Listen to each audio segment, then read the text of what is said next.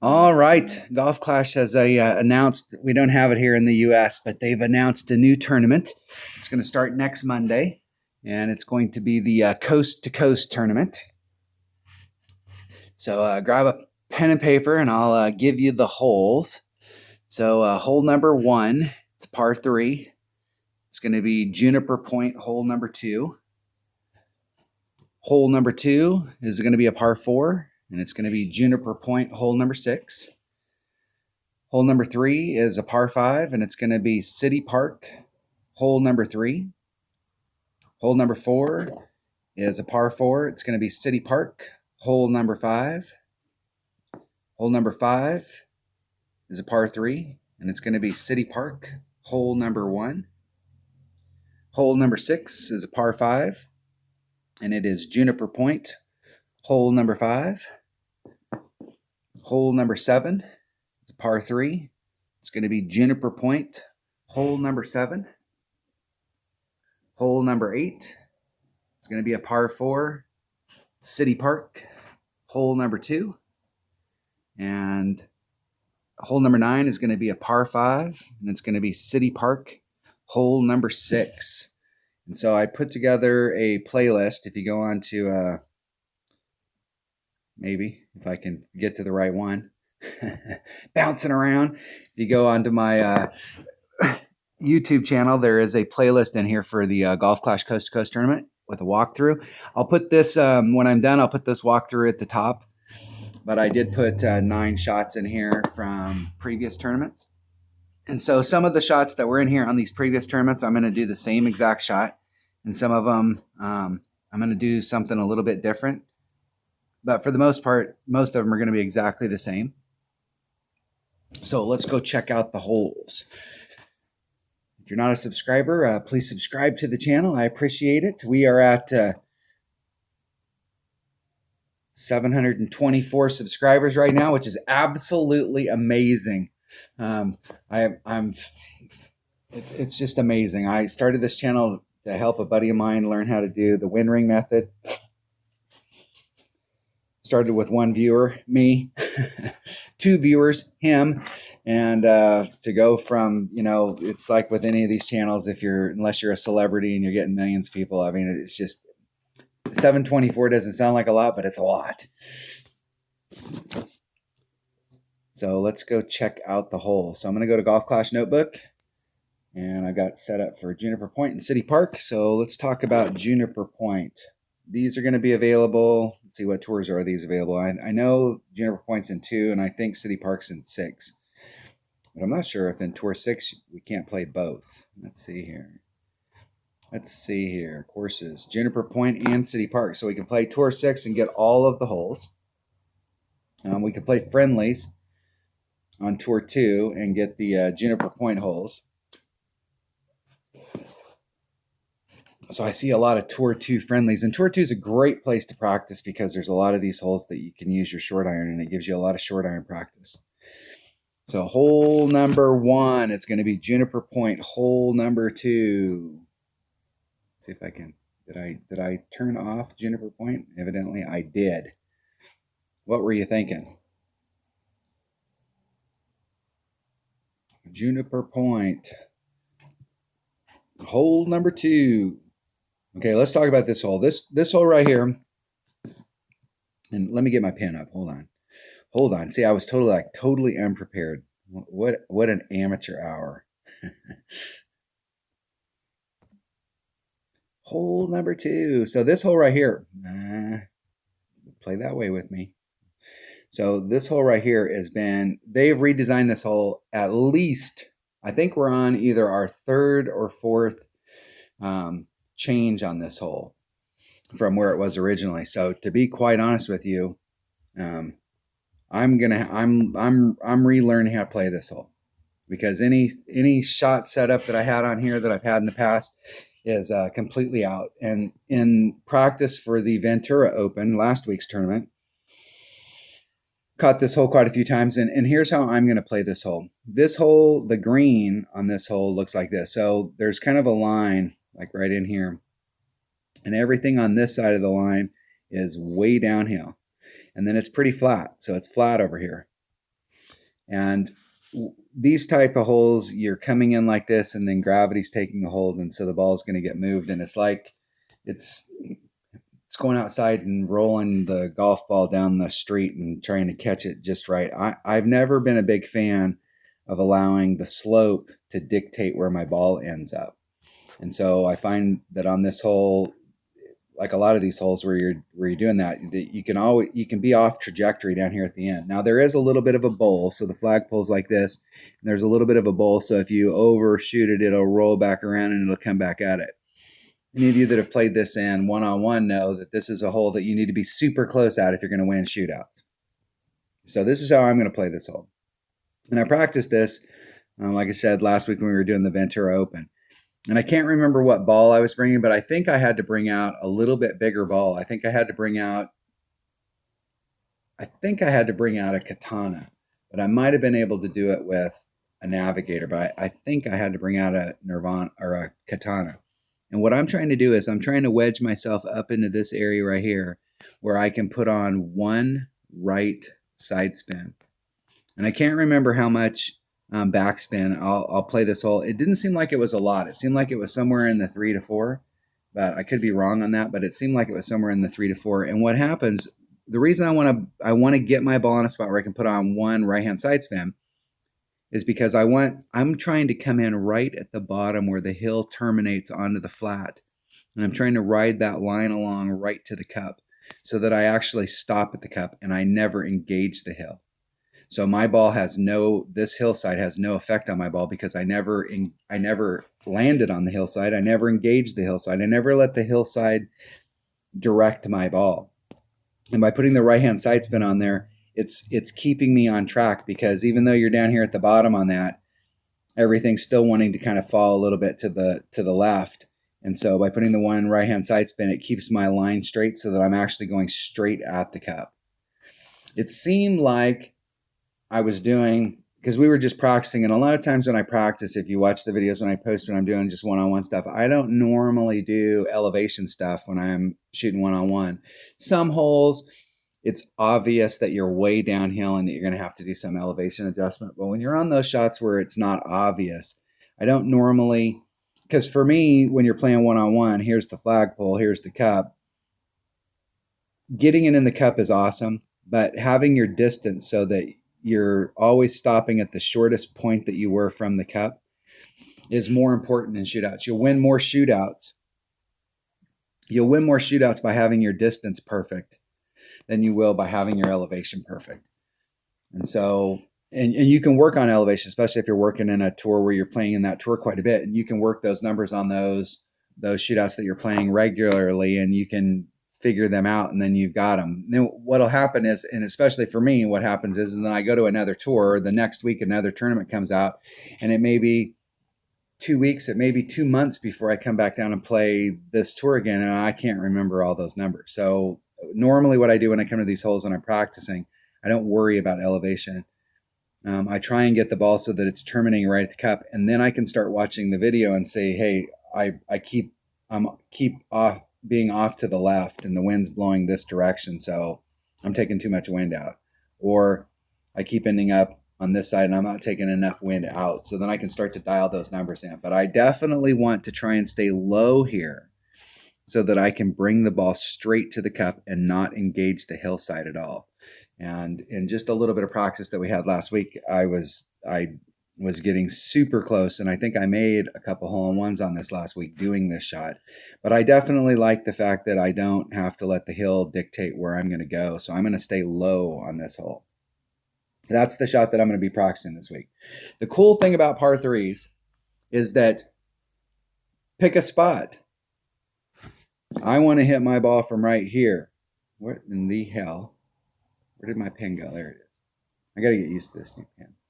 So pick a spot right there, or some place that's where you can look at your rings and see that, hey, my white ring is out here and my blue ring is out here. And find some spot that you can easily go to, and then work that spot. Keep dialing it in, And so what you're doing is you're trying to work it for your clubs. And so you can pick a spot. There isn't just one spot that you can pick out here. And it's like, man, if you're not in that spot, you're not going to make it. Theoretically, there's an infinite amount of spots that you could be just in this little area. And so, but I want to try and write it straight down and try and come straight at the hole. So hole number two. What is hole number two? Hole number two is Juniper Point. Hole number 6. Let's see if we can get this video down to less than 75 hours. Okay, this is another hole that they've made some slight changes to.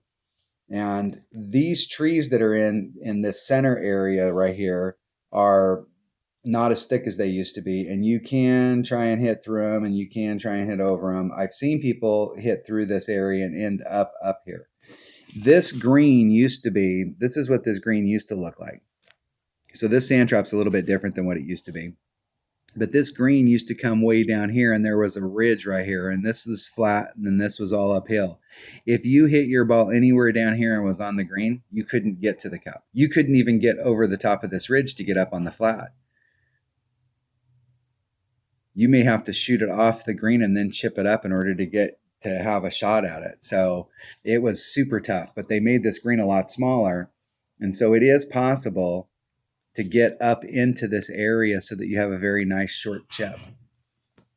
I practiced this hole a few times last week as well, and bringing a kingmaker out here and trying to bring it around this corner. The deal that I didn't like about it is it's so narrow in this area that in order to get enough curl to bring it on here, you're just skirting along this. And it's not that it's not possible. It's just, it didn't seem as repeatable. And one of the things about these par fours is that there's a lot of par fours in this game where, yeah, if you can get right there, it's awesome. But if you took 100 shots and tried to get right here, how many would you get right there? Versus how many would you be over here in the rough or underneath the trees or in some other area? Whereas if you bring a QB, a 100% accurate club, or a rock, another 100% accurate club once it gets up in levels, and you hit it straight through this opening and you lay your ball up right here, you're in minimum short iron with a kingmaker. Got 3 wind, and you're in this spot right here. You know, I think repeatability-wise, how many times out of 100 would you end up here, and how many times out of 100 would you end up here? I think in this spot right here, you're going to end up 95+% of the time, you're going to end up in that spot with a short iron shot.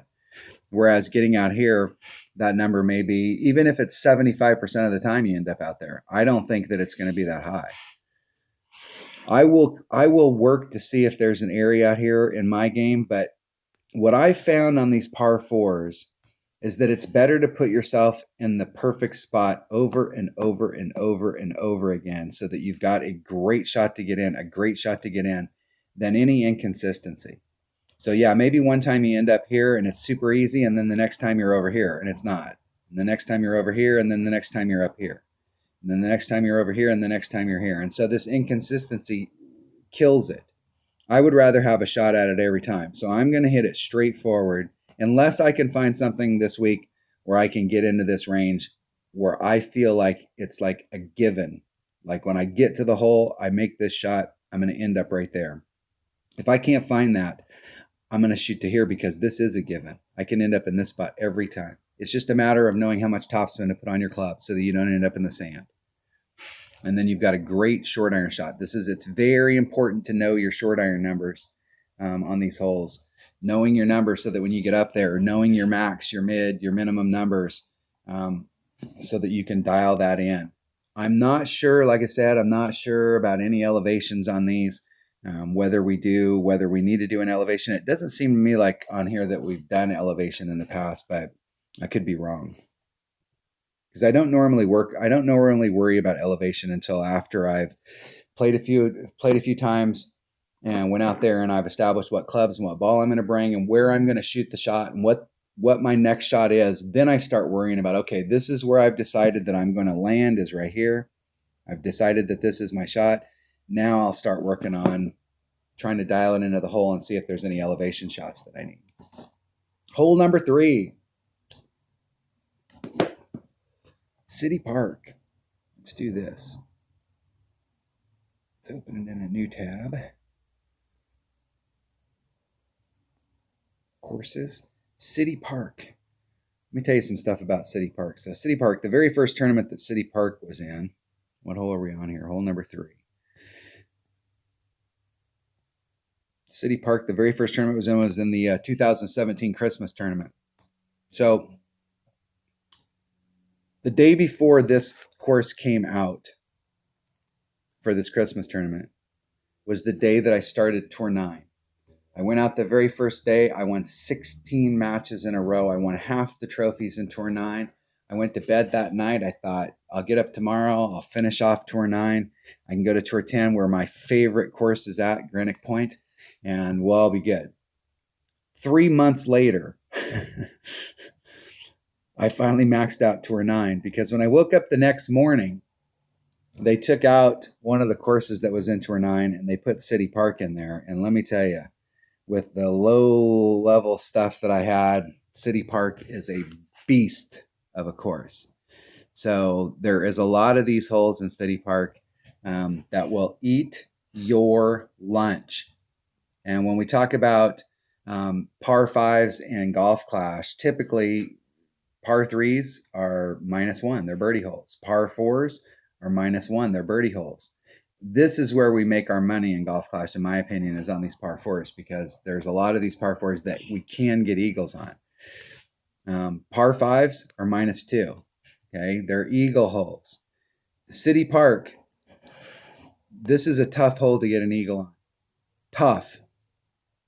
Because typically you're going to most people are going to lay up here in the front. That's one shot. That's one. And they're going to shoot from here. And ideally, you want to be able to get your ball so that you're on the other side of this, trying to get as far up into the chute as you can, because this will put you in your short iron range. So this is shot number 2. And then you got shot number 3 to get on. And this isn't a super easy shot to get up there. You do have a pretty good look at it if you get way up in here. So it's typically 3 on, and then you're shooting for birdie. And this is a birdie hole with an eagle opportunity. The easiest or the best way to try and get eagle on this hole and don't shoot. I'm just a messenger, guys and gals. Power 5 ball. I know. I'm just a messenger, man. Don't shoot me. So if you don't have a power 5 ball, you're going to end up, you're pretty much going to lay up here. Now there is a max over power hook shot that you can do. And let me get where I can scroll it up just a little. And look at it. There is a max over power hook shot that we can do on this hole, where you can come out here and you can see the transition out here between the deepest cut of the rough and this cut of the rough. If you're on this transitional point here, and I believe I'm going to have to go back and shoot this shot a few times. I can't remember exactly where on that transitional line we are, but I was using that transitional line, and I think I might have been my entire ring set, like my white ring was on there. And you can do a max over power hook, but this is a reverse max over power hook. So you're putting on max right hand side spin or right hand curl and max left hand side spin. So you're trying to get the ball, you're trying to straighten the ball out so that when it comes around and it clips this area, if you put right hand side spin on it, the ball is going to continue to go out here. By putting the left side spin doesn't take effect until the ball touches the ground the very first time. And so as soon as it touches the ground out here, that left hand side spin jerks the ball to the left, and you're trying to get it to come out in this direction. It's super hard with this to get the ball to get onto the green. But a lot of times what I found is that I actually like this shot better, especially if you've got like mid to upper developed clubs and you don't have any power 5 balls, because I find myself in the rough right here a lot. And from right here in the rough, you have a super easy shot to get up into here with a Nirvana. It's almost easier to get up into this area from here with a Nirvana than it is to get there from here, because a lot of times when you're on the top of this pad up here and you're shooting, your red line's right here, and this little fairway bunker looks like this. Here's the fairway bunker, and I mean, it drops off all the way around it. So it's super steep, and it's hard, and you need to get far enough in front of it so that you're not engaging the slope that's going down all the way around it. So I've been out here quite a few times, and in one-on-one play, I play the rough. I actually am shooting into the rough with a 3 power ball. when I play this one-on-one, I very seldom ever lay up. The only time I lay up out on this hole is when I'm shooting against a really big headwind. But if I have any kind of tailwind or any kind of side wind, I almost always go for the rough, because it's easier to get from here in the rough up into this hole than it is from up here. And once you play this hole 1 or 2 times, you'll understand exactly what I'm talking about. If you have a power 5 ball, you can go straight at it. And okay, this area right here is the shallowest part. So I want to try and come into this fairway area right here. And so you're doing a max overpower shot, pretty straightforward. Your ball guide's going to be going a little bit like this. So you'll have to put a little teeny bit of curl on it to bring it back around to get it into this mouth, and just try and dribble out here. Now, where do you need to be out here? Anywhere on the fairway. If you are anywhere on the fairway out in this area and you have a big dog in your bag, you have the opportunity now to get on in 2 and putt for eagle. And so if you really want to get an eagle on this hole, a power 5 ball will help you get it done. Now, here's what happened the last tournament that this hole was in. In the qualifying round, we had about a 4-6 wind. And in the weekend round, we had about a 5-mile-an-hour wind. And so with an extra mile 8, even an extra mile 7, with these types of winds, you could, if you had your trajectory perfect, just get on. But in the opening round, we only had a 3.2 wind. And you are definitely using the wind, because typically they'll give us a pure tailwind here, or some type of really helpful tailwind. And so in the opening round, we only had a 3.2 wind. And while that doesn't seem like that's a lot, hardly anybody was able to make it over. And we were all stuck right here in the rough. So it's very wind dependent. So we'll have to keep an eye on the wind this week to see how they do it. But they did that. A lot of people came in from the opening round and had their scores they did not get the eagle on this hole in the opening round. And then in the weekend round, they raised the wind up and we were able to get eagles on it again. But if you wanted to get an eagle on it, shot number 1, shot number 2, take your putt and move on down the road. You can lay it up here in the front, but it's super important that if you lay it up in the front, if you end up in the rough or the sand, it's not the end of the world. You can get up. What you may find is that you can't get in front of this to try and get out into this area where you have a nice long iron or a short iron to get on. You may have to just lay it up here. Do not press the issue here. Because the deal is that this slopes down so much that if you're off trajectory, it'll throw you in some weird area, and then you're in the rough again and you didn't do yourself any favors. It's better to just end up over here in the fairway and bring your wood and try and bring it home if you end up in the rough or the sand here. Right? That was hole number 3. Hole number 4. Are we on hole number 4? We are on hole number 4. Hole number 4 is City Park. Hole number 5.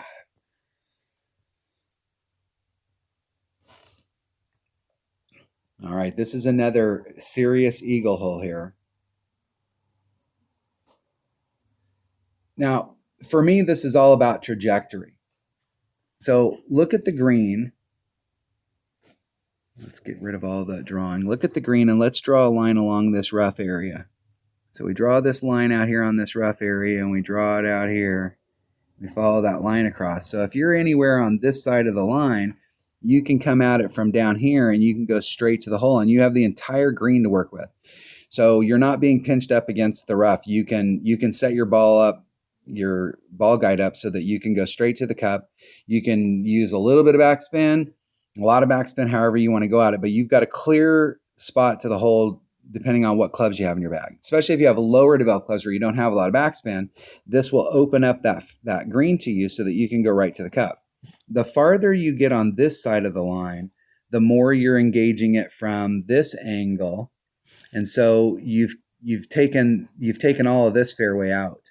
So this fairway doesn't exist anymore. So that means that in order to start off on the green and go towards the cup, you're going to have to use a little bit more backspin. So I typically don't try and get way out here. And I see a lot of people work really, really hard to get out here. And I see a lot of people epic fail where they end up in the rough. But even when they get out here, unless you're going to bring a club that's got a little bit more backspin, I don't see the benefit when we do the arc. If I erase all that stuff, we do an arc out here and we get out into this area and we do our arc for our club. Like it's not going to help you to get way out here, in my opinion. So normally I don't try and get out there. I try and get right here because that keeps that mouth open so that I have a lot more options coming into the cup. In the last tournament, I did hit a few of them out here just to see what that look was. And I mean, it's not that you can't get it done from out here. It's just, I think that you got a better shot if you are in the middle right here. Getting over there is difficult. Let's talk about getting over there. Let's talk about the drive. So there's two ways to shoot this. In rookie, I almost always shoot from this area down here, and I like to bring a QB, and I like to bring a Kingmaker. If you got a rock, you can use a rock. I like to bring a 100% accurate club. And you're kind of going off in this direction right here, so you'll have to put a little bit of curl, but you got to watch out about this tree. You got to give yourself enough room to the left so that if you apply curl, I see a lot of people that are in this area and they apply curl and then it just immediately hits the tree. You got to move yourself a little bit to the left so that when the curl comes in, the curl's coming in like this, the curl has enough room to develop to bring you out into this area. The other way you can do it is if you're playing from pro, and when I'm play this hole from pro, or if I'm in a really big headwind situation, I will bounce from right here with a QB and bring it out this way instead. This area is a little bit trickier because you want to have your ball down in the bottom of this trough. You don't want to be engaging the hillside because it'll throw, if you're off trajectory, like you hit a great to the left or the right, you hit a great to the left and it'll throw your ball this way. You hit a great to the right and it'll throw your ball this way. There is a max overpower hook shot you can do on this hole as well. And I can't remember how to do it. It's been so long since I've done it, I cannot remember how to do it. But there is a max overpower hook shot that you can do here to try and get. I know an expert. I've done this in expert, and it's possible to get up there and get on in one. But I can't remember exactly how I did it. It's been so long. But I'm not sure if in rookie we get high enough winds for us to be able to do it. I'm not sure that we can get up that high. We may be able to get out into this area, but I'm not sure that gives us a distinct advantage over getting out into this area because you're still in your short iron here. Most accurate short iron you have in your bag. That's the one. The one problem that I have here is that where I'm landing in this area, I'm in between. So here's max, here's mid or minimum, here's mid, and I'm like right in this area here where I'm in between max and mid. And so I either and getting farther forward on my arc is not. I'm not sure if I get out here if I can actually get into minimum, but I'm going to work on this week. And so what I've done in the past with coming into this, what I've done in the past is with my short iron, with my Hornet, I was shooting my Hornet when it was 96 accurate at 1.1, 1.9, 2.2. And what I was doing was going right in the middle here and doing a 1.5. And I think the last time I played this, I had it narrowed down to a 1.3 was where I was landing. It was my consistent spot. So you may have to adjust your numbers depending on where you're landing because you may find yourself in between mid and max. This is a very eagleable hole, very eagleable. Once again, I don't know what or if any wind adjustment or as far as elevation adjustments we may be doing beyond just the normal adjustments. Hole number 5, City Park, hole number 1. This is a par 3. And this hole right here, this is a prime example of par 3s where you can go out at a bunch of different ways, depending on what clubs you have. I'm not a fan, especially for those of you that have watched my channel for a long time, I am not a fan on these types of holes of starting off in some area like this and trying to bring it around. There's so much movement out here that anything goes wrong, your fault, my fault, nobody's fault. And the next thing you know, you're in the sand or you're in the rough or you didn't make a good wind adjustment. I'm a big fan on these types of par 3s of anything that's outside of this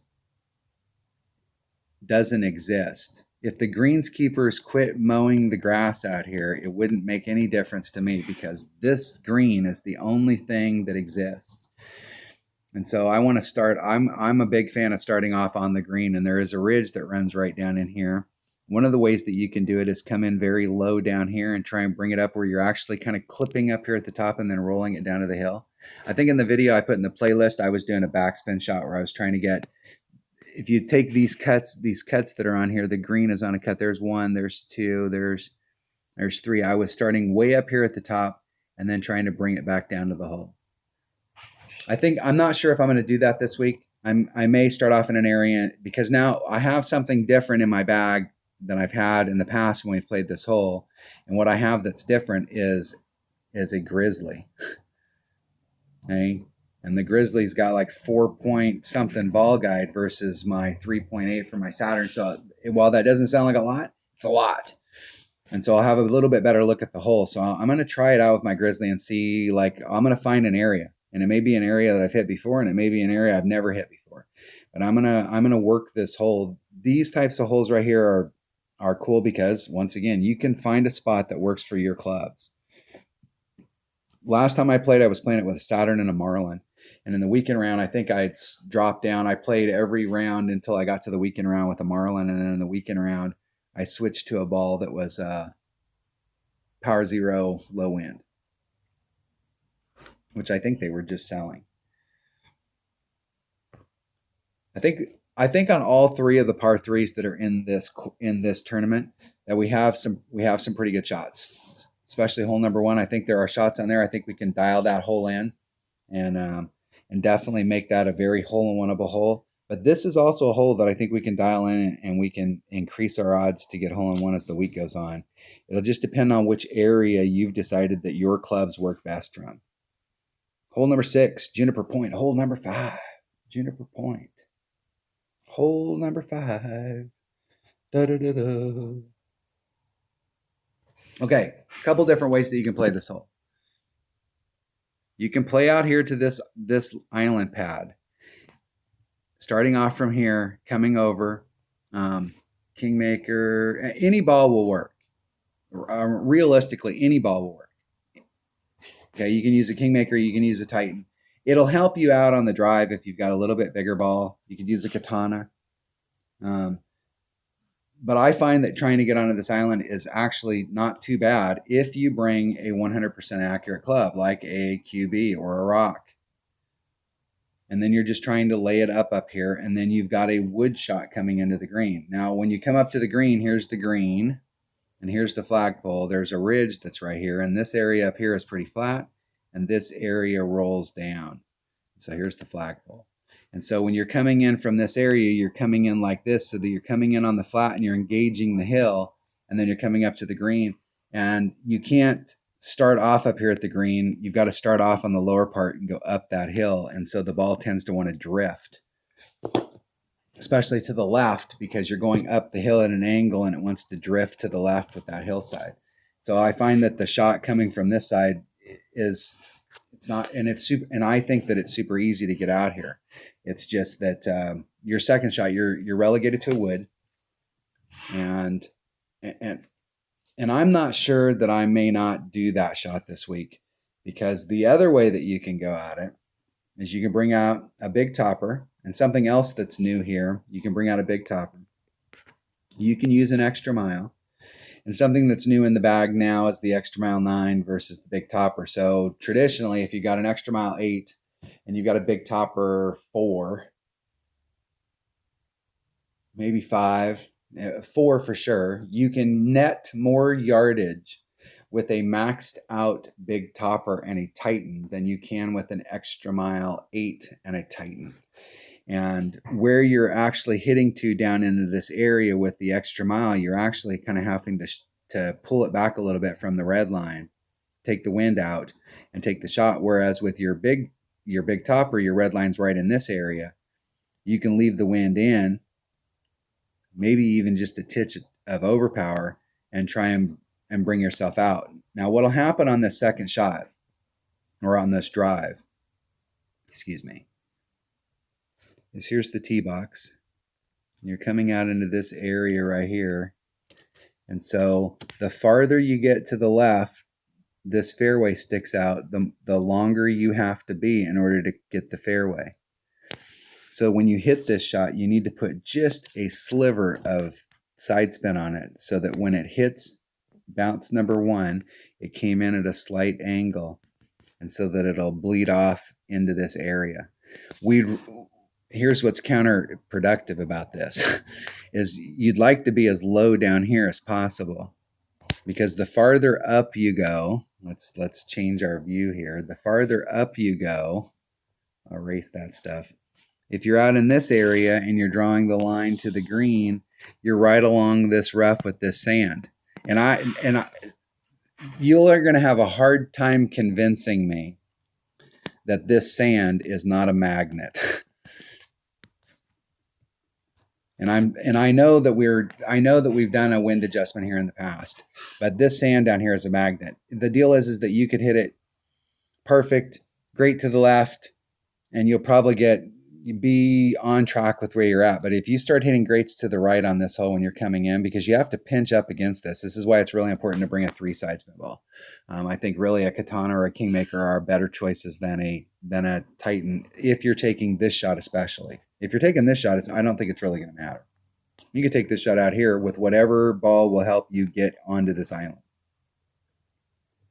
But when you're coming out at it from this other side, from over here, the lower you are, even if you're farther back, you've got a little bit better shot at the green where your first bounce is here and your second bounce is up on that. I've made the Albion here several times, and believe it or not, I've made the Albi twice with the Guardian where I backspinned it, where I literally went right at it, where I was like one bounce here, second bounce was right behind the cup, and then backspinned it into the cup. It's not the super easiest par 5 out there to Albi, but you do have an opportunity at it. I'm not sure whether I'm going to take the low line or if I'm just going to hit over here and go for this shot. The thing I like about hitting to the left is that you have a very consistent shot. It's super easy to end up in a very consistent area out here, and then you have a very consistent second shot every time so that you can really start to dial this in and really start to dial it in. Whereas when you come out into this area, your landing zone may end up being a little bit inconsistent because there is a flat out here that you can hit. And if you hit that flat, and we've all had this happen to us where you've hit some spot on the course where your ball trajectory is coming down like this on its bounce, and the terrain on the course is going like this, and it hits at just the right spot that it just scoots and it throws you forward. I mean, I've hit like 430, 440 here where I've hit that flat spot and ended up way up here in the front where you're in your long iron and like minimum long iron. So I'm not sure whether I'm taking this shot or this shot. The last few tournaments I've taken this shot, and I have made some shots from down here, but this hole is just it doesn't lend itself to getting Albi. And I'm not sure that I'm not sure. I'm going to play this hole a few times, and I'm going to figure out how I want to play it for the tournament. Whether I want the consistent shot coming in so that I can practice that shot, or whether I want to try and get myself a little bit closer. Because if you can get over here, you're in your long iron range versus your wood over here. So there is some benefit to hitting to the right, but it is a lot more technical on the setup. And I think it's harder to end up in a consistent area. So that was hole number 5. That was hole number 6 of the Coast to Coast tournament. Hole number 7, Juniper Point. Hole number 7. Juniper Point, hole number 7. Da-da-da-da. All right, this hole right here is one of the most hole-in-oneable holes in the game. And my buddy Hammer and Hank, he likes to call this the no-move hole. Literally where it sets up when you first get to the hole, he makes a slight adjustment to top spin, side spin, and leaves it right in that spot, and that's his area. This is a wood shot. I like to use a sniper. And what I like to do is I like to get my white rings wedged up so that they're right, rubbing up against the rough here, rubbing up against the rough here, but my entire ring set is fully in the fairway. And then in the past, what I've done is about 1 and a sliver of topspin. Now, we've had this hole, the last few times we've had this hole, the wind's been blowing in this direction. A couple tournaments ago, I did a 0% wind adjustment on it. I just did a normal wind, 0% elevation. I did a normal elevation adjustment, and I got, I think out of 5 shots, I think I hit 4 hole-in-ones that tournament. The last tournament that it was in, I think we were having to do like a 10% wind adjustment. And I think I hit 2 out of 5. So there was something changed between those two tournaments because the wind was blowing exactly the same. I was doing exactly the same setup, and then I was having difficulties getting it in. But this is a very hole-in-one hole, and it takes very little adjustment. In the playthrough video that I put on there, I did 1 and a sliver of topspin, and I don't even think I put on any side spin on it. I think if I did, it was so small I couldn't see it. And just going right at it takes very little maneuver on this hole, but it definitely takes good wind adjustment. So we'll have to see how this is playing on, whether or not we have to do an elevation adjustment as the week goes on. Now, the reason that I like to hit further back, if you've got lower developed clubs and you're coming here, there's a crotch right here. And when you're out on the hole, this area right here is pretty flat. And then it comes up to this crotch and it comes up to a thing. So there's an area here that's pretty flat, and then you're on this hillside. And I see a lot of people where they're hitting farther up on the hillside. So it goes like this. Here's the flat, and then here's the hillside, and then it comes up to the green. And I want to hit right here. I want to hit right here so that my first bounce comes in like this. There's bounce number 1. Second bounce is like this, and my second bounce clears this entire area. I'm not engaging this area. My second bounce clears it, and then it just runs up to the green. Whereas if you hit it on the side of this hill, what'll happen is you'll hit, and then it wants to take a big bounce, and you'll end up losing forward momentum. And I think it's harder to adjust the shot out. So when I'm looking at a hole like this, what I'm looking for is where are the flat spots. If you watch my stuff on a regular basis, I prefer to hit where I'm on a flat territory if possible. I mean, it's not always possible, but on this particular hole it is. We can hit where it's more flat down here. And so I want to be as far down in that flat area as I can instead of trying to engage the hill. And you'll see a lot of people this week that are like halfway up the hill, and watch their bounce. You'll see exactly what I'm talking about. Instead of coming in and then doing a nice clean bounce to get up to this area, they'll bounce up here and they'll hit that spot, and then they'll almost go straight up in the air. Not quite straight up in the air, but they lose a lot of momentum when they're doing it. Very hole-in-one-able hole. Very hole-in-one-able. The last time we played this, let's see, I was using a sniper and a navigator. And I think in the weekend round, I changed from a navigator to a festive ball, which is a 1 power, because I wasn't using any side spin. The side spin didn't matter. It was 1 power, 5 wind. So any low wind ball you have will work great on this, especially in the weekend round. And we're not using any side spin to speak of, so side spin's not really going to play a factor. Any of them will work. All right, hole number 8. This is going to be at City Park, and it's going to be hole number 2. Hole number 2. Da, da, da, da. Okay. I was talking earlier about getting on those spots on the fairway where you can hit the fairway and your ball just slides forward. This hole has that. It has that as well. Like there's a spot out here that you can hit, and you come in here with the best of intentions and you hit that spot. And I think where that spot is that right here on the backside of the hill, you can kind of see the shadow that's right here. So this is going down. And a lot of times our bounce will be right in this area. And if here's the terrain where it's got the little hill and then it comes to the flat. If our ball comes in and catches that just at the right spot where our angle of descent is about the same as the angle of the hill that we're hitting, it'll hit that hill and it'll slide forward, and you'll just scoot across and very easily end up, hey, did I ask for that? Okay. And it'll very easily end up in this sand trap. Where I want to be is just somewhere right here. I'm not trying to get greedy. You can hit in front of this. And if you get out here in the rough, even if you get up here in the front in the rough, if you've got a Nirvana, you can easily get on. And you'll see a lot of people this week that are shooting to get up into this area, because from this area, they've got a long iron to get up to the green. From this area, you have a wood. I'm going to bring a sniper. I'm going to bring a QB. I'm going to bring a QB or a rock. In my low-level account, I'm going to bring a QB. In my upper developed account, I'm going to bring a rock. And here's how I'm going to set this shot up. This is a totally blind curl shot. And what I'm going to do is from the tee box, let me get back here where we can see the tee box. So from the tee box, here's my drive. I'm going from the tee box to this little peninsula right here where that rough sticks out. And with my QB, I want to be 3 rings on this side. I want to be orange ring, yellow ring, blue ring, completely on that side. About 1.5 to 2 topspin, maximum left-hand side spin, maximum left-hand curl, and take that shot. And what will happen is it will leave the tee box and it'll go right here and it'll end up right in that spot. And that's exactly how it looks.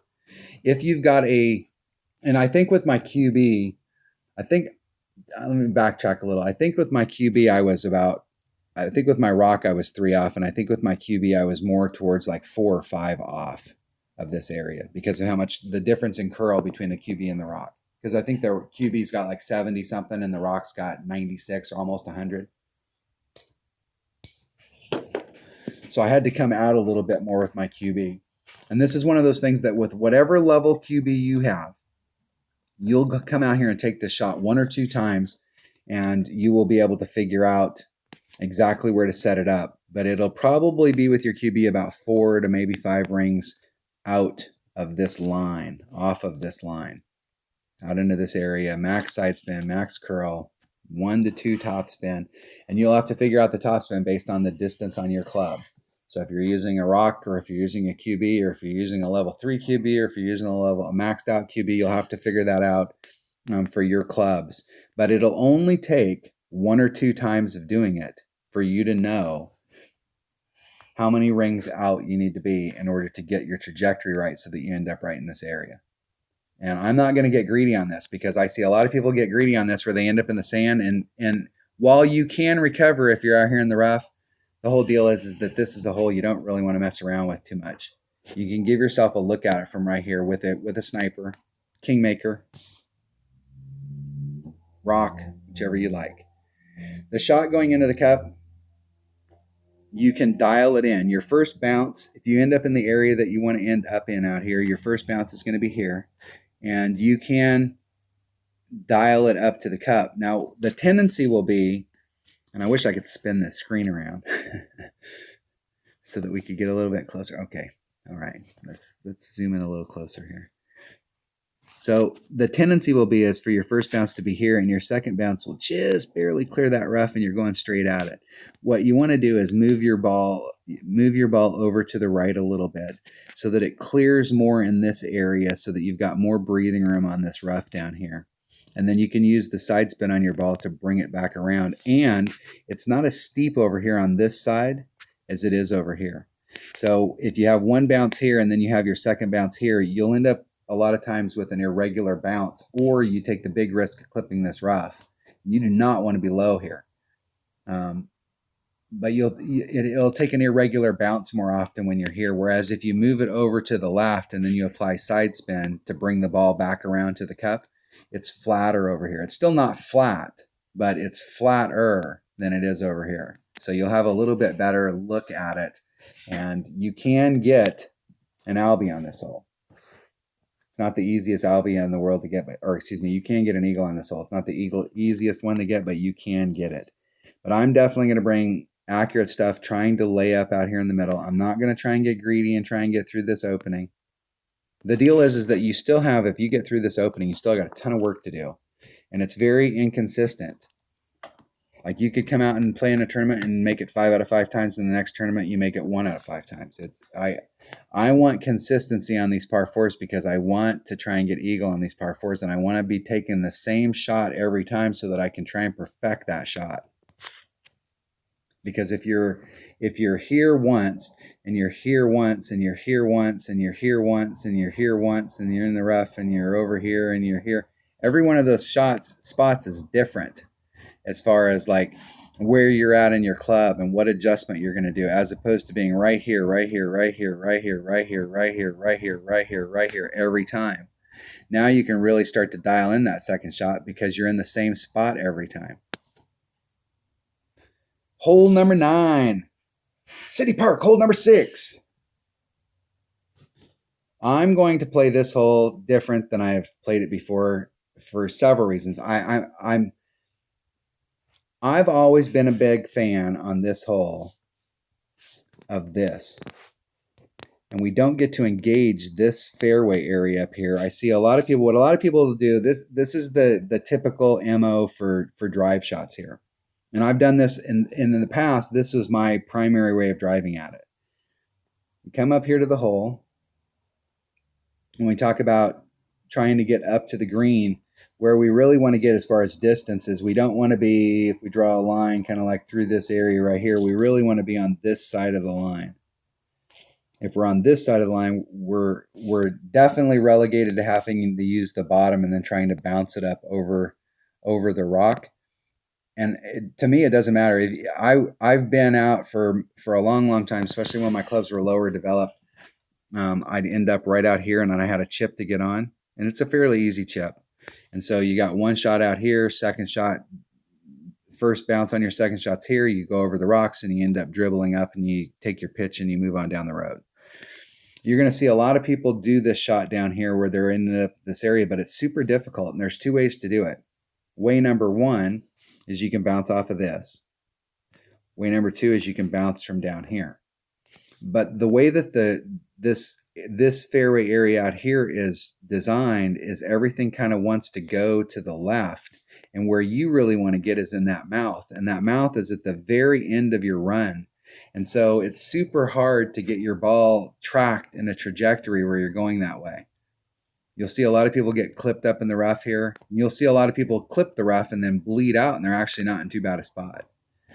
But most of the time when you're in this area, you're going to be right in this area right here taking this second shot. And you may have to bounce off the bottom and come up, or you may be able to engage the top and come around.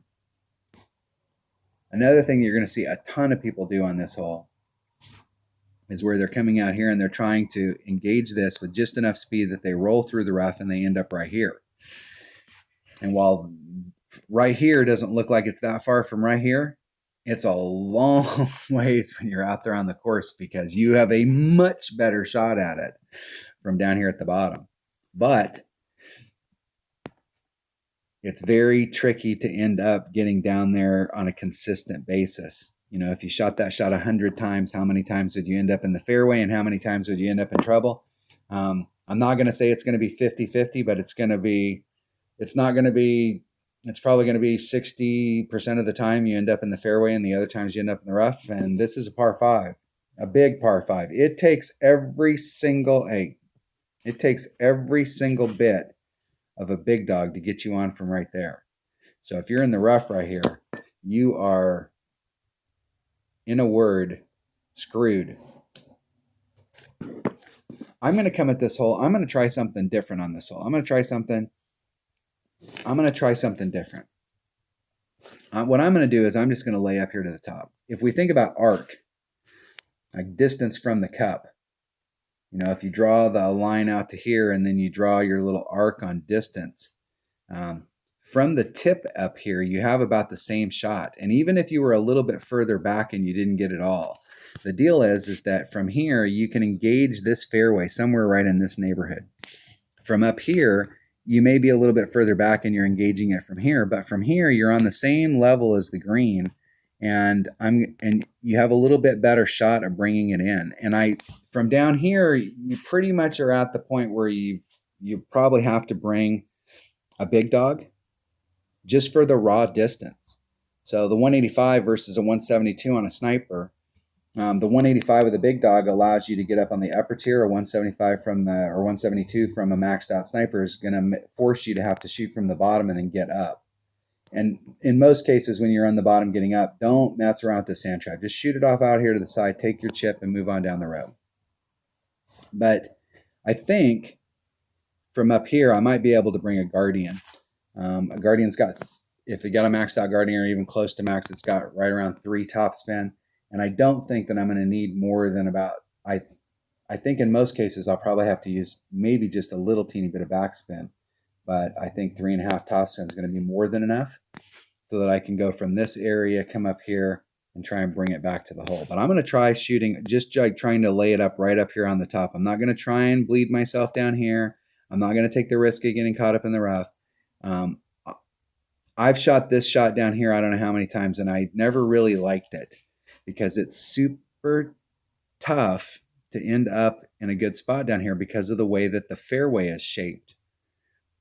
And you do not, if you end up in the rough down in this area, you're done. I mean, that's it. I mean, you could lay it up here and then give yourself a shot to get in, but you're done. I mean, you're so far forward. But I'm going to try just laying it up here so that I can engage this upper fairway and try and bring it to the hole. And I think it'll give me a little bit better look at the hole because I'm at a better angle. From this angle here, you're coming out like this, and then you're trying to bring the ball around. And there is a backboard on this so that you can use a little bit of a backboard. But from here, I've got a little bit better angle at the hole that I may be able to work out most of, if not all of it, with side spin.